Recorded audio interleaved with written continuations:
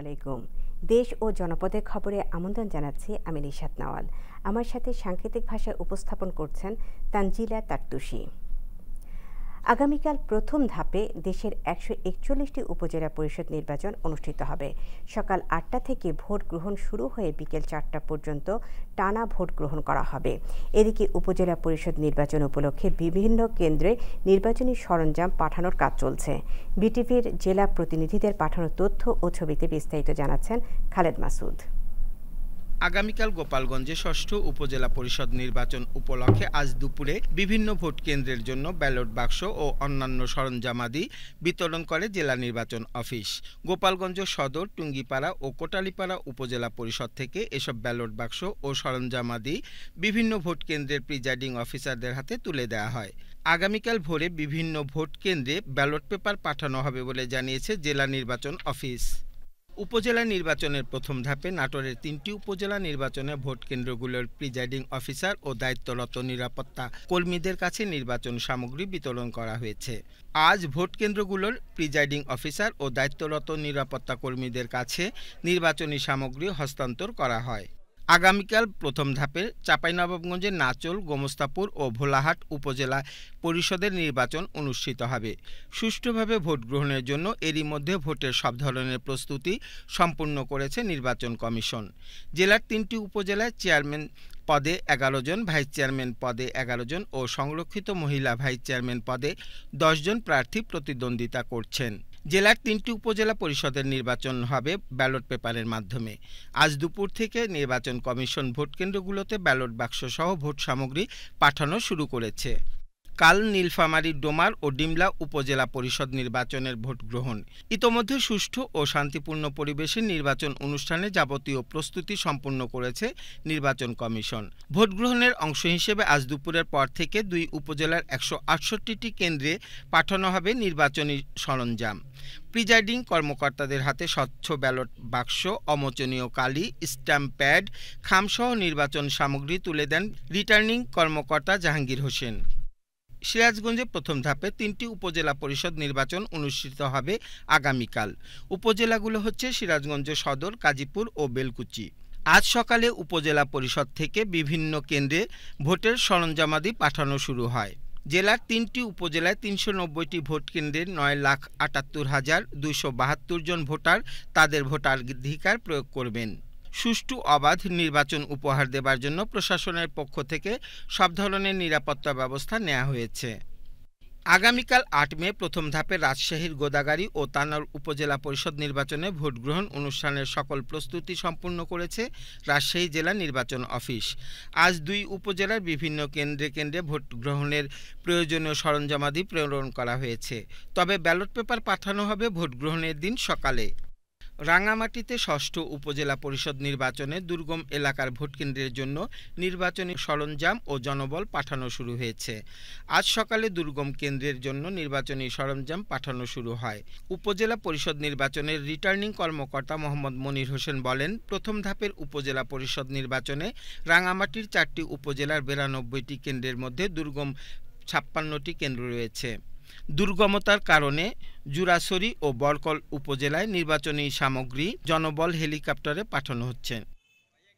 মাগুরায় ষষ্ঠ উপজেলা পরিষদ নির্বাচনের প্রথম ধাপে আগামীকাল মাগুরা সদর ও শ্রীপুর উপজেলার ভোট গ্রহণের জন্য ভোটের সরঞ্জামাদি সরবরাহ করা হয়েছে। আগামীকাল অনুষ্ঠিতব্য মাগুরা সদর উপজেলা পরিষদের নির্বাচনে ভোট গ্রহণের জন্য 120টি কেন্দ্র স্থাপন করা হয়েছে। Khaled Masud, desk report, Bangladesh television. চাঁদপুরের ষষ্ঠ উপজেলা নির্বাচনে সুষ্ঠু ও নিরপেক্ষ পরিবেশ বজায় রাখতে মাঠে নেমেছে কোস্টগার্ড। আজ সকাল থেকে 2টি জাহাজ, 3টি হাইস্পিড বোট এবং একটি স্টিল বোট যোগে মেঘনা নদীতে সার্বক্ষণিক টহল কার্যক্রম পরিচালনা করছে কোস্টগার্ড। কোস্টগার্ড জানায়, উপজেলার আওতাধীন বোটচর, বাহেরচর এবং বাহাদুরপুরে 20 সদস্য বিশিষ্ট মোট 2টি কন্টিনজেন্ট মোতায়েন করা হয়েছে।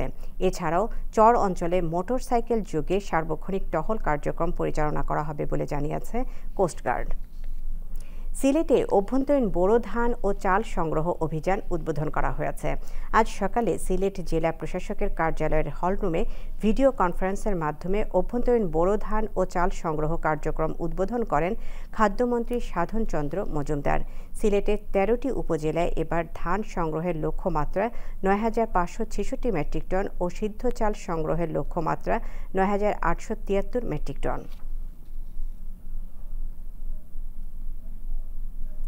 খাদ্যমন্ত্রী সাধন চন্দ্র মজুমদার বলেছেন, সরকার প্রতি বছরের ন্যায় এবছরও বোরো ধান ও চাল সংগ্রহ অভিযান শুরু করেছে। আজ সকালে পিরোজপুর জেলা প্রশাসকের কার্যালয়ে ভার্চুয়ালি যুক্ত হয়ে ধান চাল সংগ্রহ অভিযান কার্যক্রমের উদ্বোধনকালে তিনি একথা বলেন। জেলা প্রশাসক মোহাম্মদ জাহিদুর রহমান অনুষ্ঠানে সভাপতিত্ব করেন।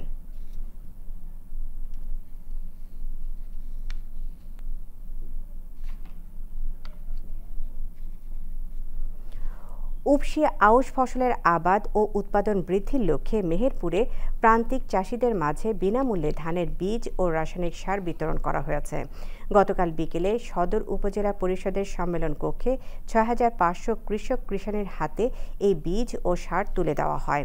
অনুষ্ঠানে প্রধান অতিথি হিসেবে উপস্থিত ছিলেন জেলা প্রশাসক শামীম হাসান।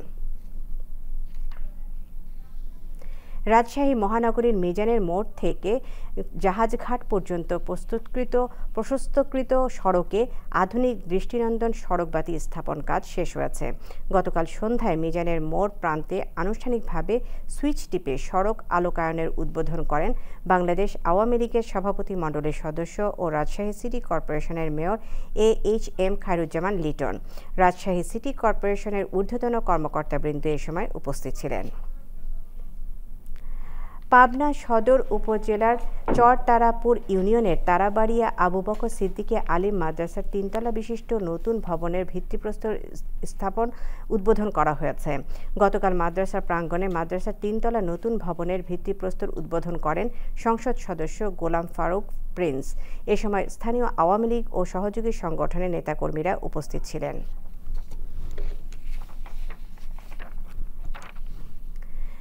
গাজায় গণহত্যা বন্ধ ও স্বাধীন ফিলিস্তিন রাষ্ট্র প্রতিষ্ঠার দাবিতে যুক্তরাষ্ট্রসহ বিশ্বের বিভিন্ন দেশে চলমান ছাত্র আন্দোলনের প্রতি সমর্থন জানিয়ে বাংলাদেশেও বিভিন্ন স্থানে সমাবেশ করেছে বাংলাদেশ ছাত্রলীগ। বিটিভির জেলা প্রতিনিধিদের পাঠানো তথ্য ও ছবিতে বিস্তারিত জানাচ্ছেন খালেদ মাসুদ। ফিলিস্তিনে ইসরায়েলি গণহত্যা বন্ধে এবং যুক্তরাষ্ট্রসহ বিশ্বব্যাপী চলমান ছাত্র আন্দোলনের সমর্থন জানিয়ে চট্টগ্রামেও বিক্ষোভ করেছে মহানগর ছাত্রলীগ। দেশব্যাপী ছাত্রলীগের কেন্দ্রীয় কর্মসূচির অংশ হিসেবে দুপুরে নগরীর CRB ৭ রাস্তা মোড়ে এ বিক্ষোভ সমাবেশ অনুষ্ঠিত হয়। স্বাধীন ফিলিস্তিন রাষ্ট্র প্রতিষ্ঠার দাবিতে বিশ্বব্যাপী চলমান ছাত্র আন্দোলনের প্রতি সংহতি জানিয়ে কেন্দ্রীয় কর্মসূচির অংশ হিসেবে গতকাল বিকেলে মওলানা ভাসানী বিজ্ঞান ও প্রযুক্তি বিশ্ববিদ্যালয় শাখা ছাত্রলীগের উদ্যোগে ফিলিস্তিনের পতাকা উত্তোলন, পদযাত্রা ও সমাবেশ অনুষ্ঠিত হয়। ফিলিস্তিনি পতাকা প্রদর্শন ও সমর্থনসূচক প্ল্যাকার্ড তুলে ধরে স্বাধীন ফিলিস্তিনের দাবিতে ও গাজায় নির্বিচারে সাধারণ মানুষ ও শিশু হত্যার প্রতিবাদে সাতক্ষীরায় ছাত্রলীগের প্রতিবাদ সমাবেশ অনুষ্ঠিত হয়েছে। গতকাল সাতক্ষীরা জেলা ছাত্রলীগের আয়োজনে সাতক্ষীরা সরকারি পলিটেকনিক ইনস্টিটিউট ও সিটি কলেজে এই প্রতিবাদ সমাবেশ অনুষ্ঠিত হয়। বাংলাদেশ ছাত্রলীগের কেন্দ্রীয় কর্মসূচির অংশ হিসেবে স্বাধীন ফিলিস্তিন রাষ্ট্র প্রতিষ্ঠার দাবিতে এবং ইসরায়েলি আগ্রাসনের বিরুদ্ধে পতাকা উত্তোলন, পদযাত্রা ও বিক্ষোভ সমাবেশ করেছে মাগুরা জেলা ছাত্রলীগ।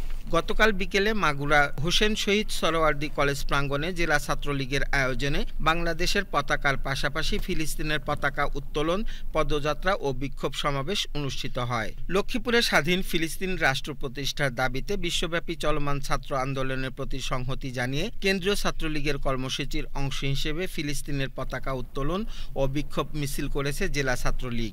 গতকাল দুপুরে লক্ষ্মীপুর সরকারি কলেজ প্রাঙ্গণে পতাকা উত্তোলন ও বিক্ষোভ কর্মসূচি পালিত হয়। স্বাধীন ফিলিস্তিন রাষ্ট্র প্রতিষ্ঠা ও হত্যাযজ্ঞ বন্ধের দাবিতে বিশ্বব্যাপী চলমান আন্দোলনের প্রতি সমর্থন জানিয়ে কেন্দ্রীয় কর্মসূচির অংশ হিসেবে বাংলাদেশ ও ফিলিস্তিনের পতাকা হাতে মিছিল করেছে চাঁদপুর জেলা ছাত্রলীগ। গতকাল দুপুরে চাঁদপুর সরকারি কলেজ মাঠ থেকে পদযাত্রা বের হয়ে শহরের বিভিন্ন গুরুত্বপূর্ণ সড়ক প্রদক্ষিণ শেষে জেলা আওয়ামী লীগের কার্যালয়ে গিয়ে শেষ হয়। কুড়িগ্রামে স্বাধীন ফিলিস্তিন রাষ্ট্র প্রতিষ্ঠার দাবিতে বিশ্বব্যাপী চলমান ছাত্র আন্দোলনের প্রতি সংহতি জানিয়ে ফিলিস্তিনের পতাকা উত্তোলন, পদযাত্রা ও ছাত্র সমাবেশ অনুষ্ঠিত হয়েছে। সোমবার সকালে কুড়িগ্রাম সরকারি কলেজ শাখা ছাত্রলীগের আয়োজনে ছাত্রলীগ ও সাধারণ শিক্ষার্থীদের অংশগ্রহণে কলেজ গেটের সামনে ঘণ্টাব্যাপী এ সমাবেশ অনুষ্ঠিত হয়। Khaled Masud, desk report, Bangladesh television. Bangladesh glaucoma সোসাইটির উদ্যোগে গ্লুকোমা রোগের প্রকোপ এবং এর সামাজিক প্রভাব বিষয়ে একটি রিপোর্ট আজ প্রকাশ করা হয়েছে।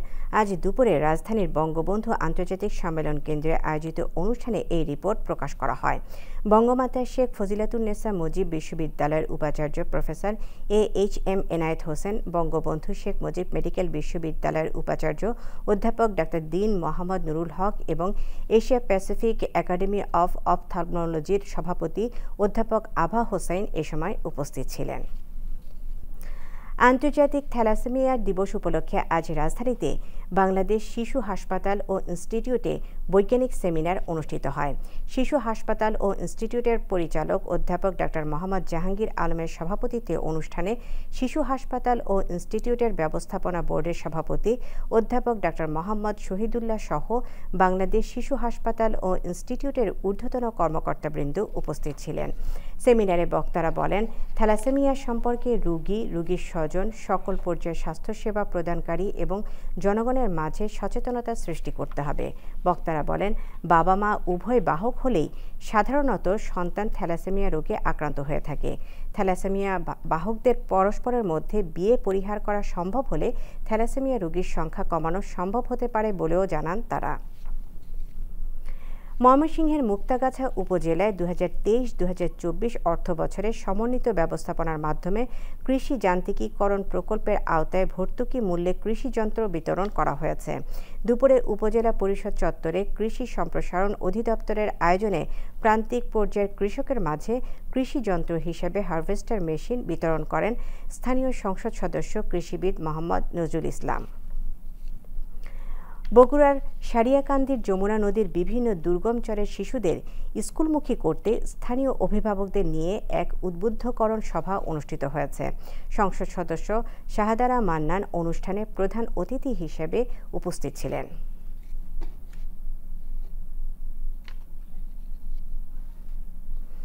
টাঙ্গাইল সদর উপজেলার দাইনা রামপাল গ্রামের দরিদ্র কৃষক শুকুর মাহমুদের মেয়ে সুরমা আক্তারের ব্যয়বহুল চিকিৎসার দায়িত্ব নিয়েছেন সংসদ সদস্য সানোয়ার হোসেন। গতকাল ঢাকার কল্যাণপুরের বাংলাদেশ স্পাইন ও অর্থোপেডিক হাসপাতালে গিয়ে তিনি চিকিৎসাধীন সুরমা আক্তারের খোঁজ খবর নেন। স্মার্ট যুব সমৃদ্ধ দেশ বঙ্গবন্ধুর বাংলাদেশ এই প্রতিপাদ্যে রবিবার দুপুরে মাগুরায় যুব উন্নয়ন প্রশিক্ষণ কোর্সের উদ্বোধন, ভাতা ও সনদপত্র বিতরণ করা হয়েছে। যুব উন্নয়ন অধিদপ্তর মাগুরার আয়োজনে অনুষ্ঠানে সংসদ সদস্য সাবিক আল হাসান প্রধান অতিথি হিসেবে উপস্থিত থেকে প্রশিক্ষণ কোর্স উদ্বোধন এবং প্রশিক্ষণার্থীদের মাঝে ভাতা ও সনদপত্র বিতরণ করেন। নেত্রকোনায় হাওড় এলাকার জনগণের জীবনমান উন্নয়ন ও জীববৈচিত্র্য সংরক্ষণে ইমামদের মাধ্যমে উদ্বুদ্ধকরণ কার্যক্রম বিষয়ক সেমিনার অনুষ্ঠিত হয়েছে।